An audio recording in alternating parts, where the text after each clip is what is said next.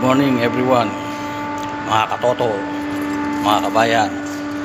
Bukod pa nga pala sa na-share ko kahapon, meron pa tayong isang planta ng hangin o gases. Ito yung medical gases natin. Itong kwarto na to, isang medical gas room. Papasukin natin ngayon. May access card tayo. Ito isa to sa minomonitor ko. Actually, ako lang nagmo-monitor muna dito. Wala pa ako na-training na tao para dito. Dito sa loob, meron tayong nitrous oxide. Ito yung nitrous oxide. Ito yung kanyang medical gas manifold control system. Ito, automatic to.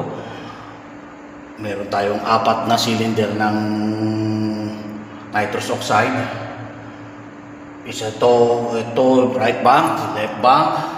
Ngayon ang right bank natin running. Once na naubos itong laman na itong right bank mo, automatic magta-transfer siya rito sa left bank. So kung sakaling namang naubos to, meron din tayong manual reserve. Meron tayo manual reserve. Malalaman naman natin sa pag nauubusan na, kasi mag-a-alarm doon sa mga sa mga control valve sa labas, sa outlet. Kung sino man user, magkakaroon tayo ng alarm doon. At dito rin sa loob, meron din siyang central alarm.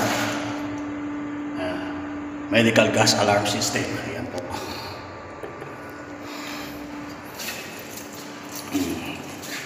Nilagyan ko rin ito ng monitoring checklist. Sooner, ipapaliwanag ko sa inyo anong kahalagahan ng monitoring checklist. Bukod sa nitrous oxide, meron tayong oxygen. Dito sa oxygen natin, meron tayong 2 bank din, right and left bank. Meron gas manifold control system. 10 siyang cylinder ng oxygen. Ayan po.